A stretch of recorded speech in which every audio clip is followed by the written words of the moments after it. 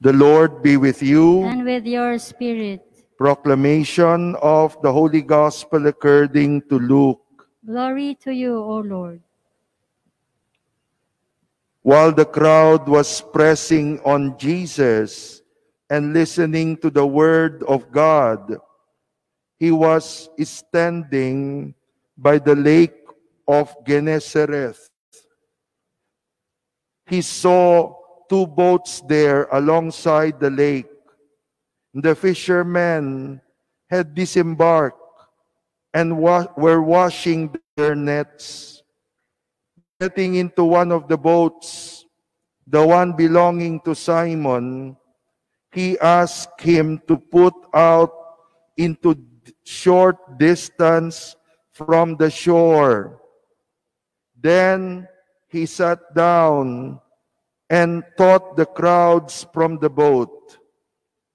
After he had finished speaking, he said to Simon, "Put out into the deep water and lower your nets for a catch."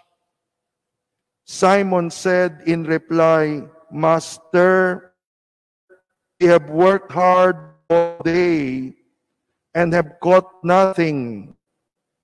But at your command, I will lower the nets." When they had done this, they caught a great number of fish, and their nets were tearing. They signaled to their partners in the other boat to come to help them. And they came and filled both boats, so that the boats were in danger of sinking.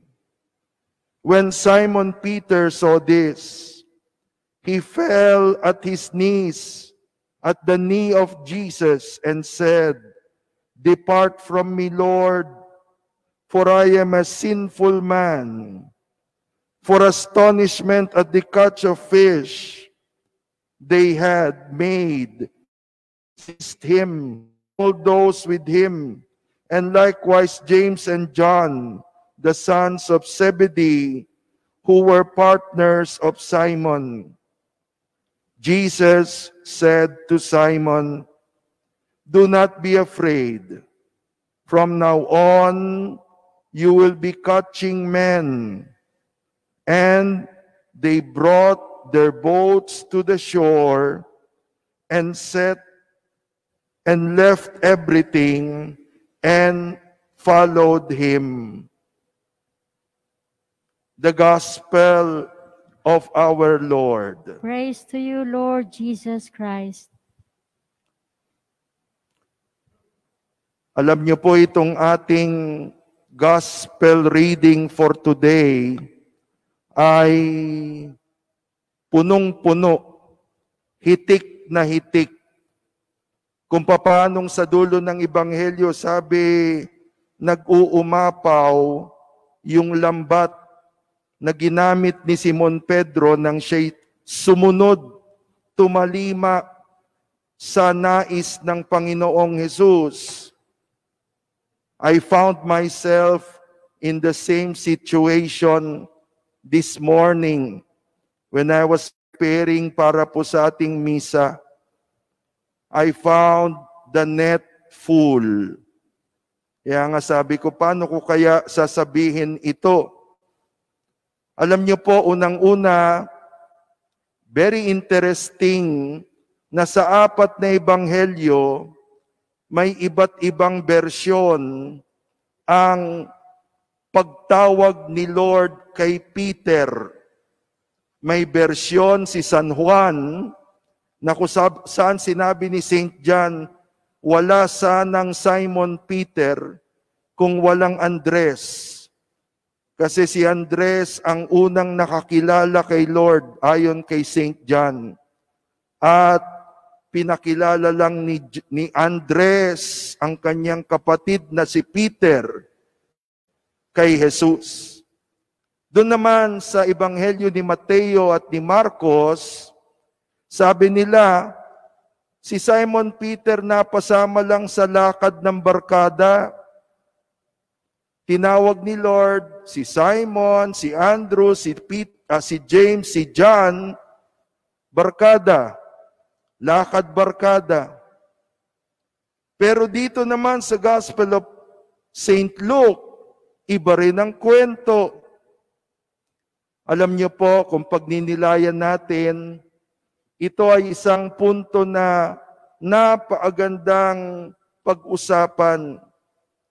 Parang pinapakita po rito, ayon sa mga nag-aaral ng Biblia, na actually, step by step ang ginawa ni Lord kay Simon Peter. Kaya yung words ng Panginoon sa Gospel ngayon, put out into the deep, duc in alto, ay hindi lamang po tungkol sa pangingisda. Kung hindi, those were words that were also referring to Jesus' encounter with Peter. Peter, pinakilala ako ni Andres sa'yo. Okay yan.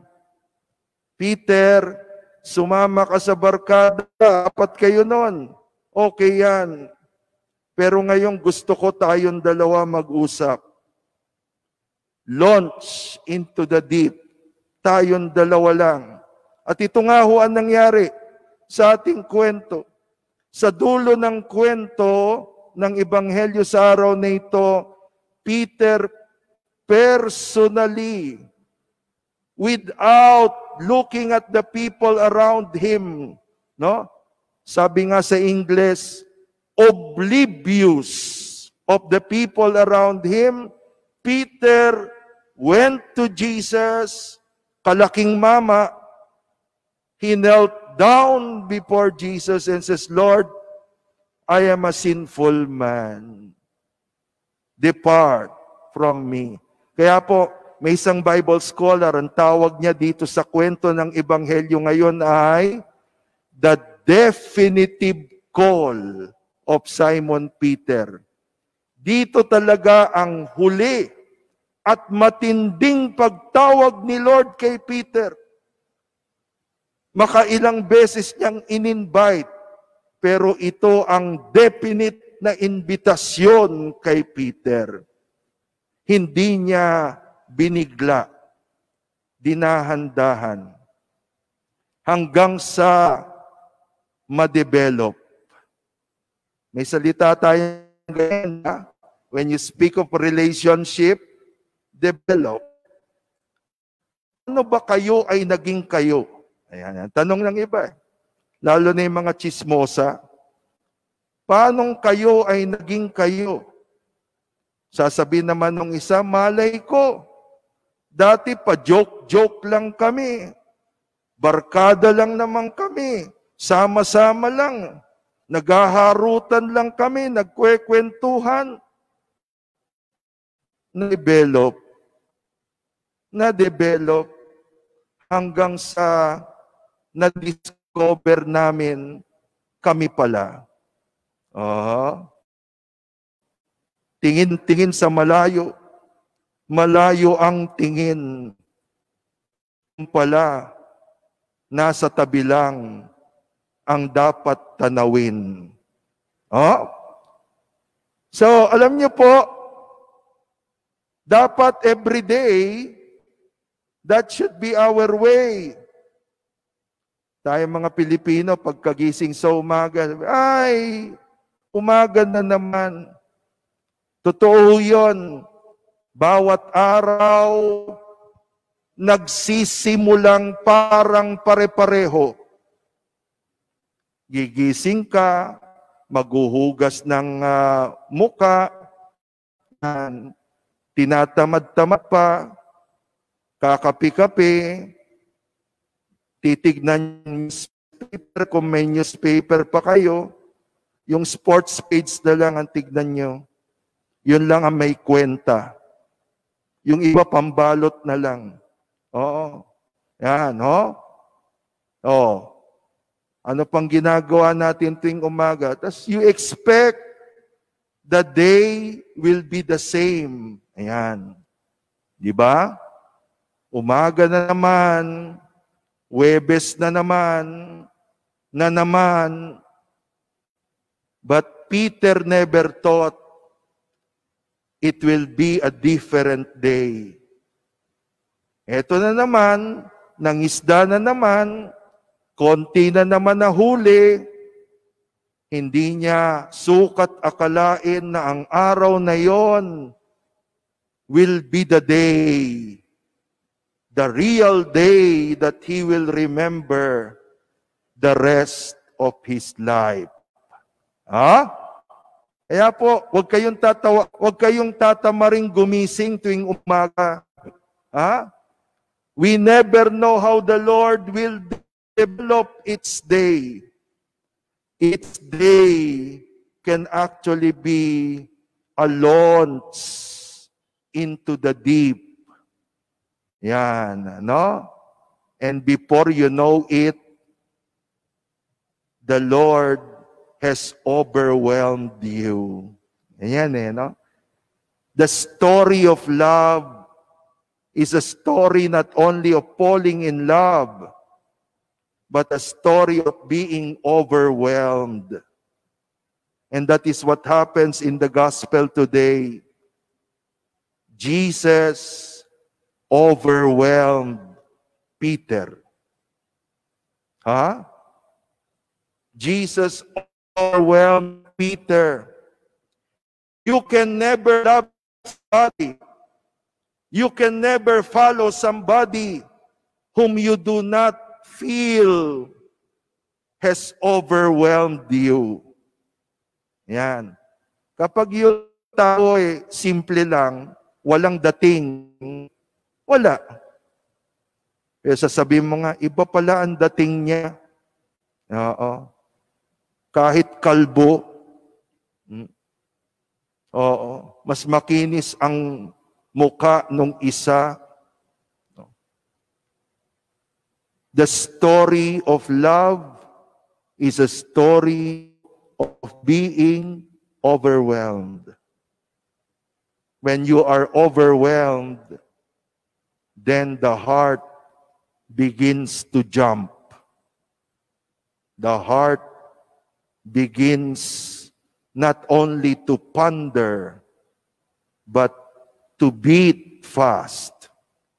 Kaya ito po ang nangyari sa kwento ni Pedro. A slow but sure getting to know and falling in love with Jesus.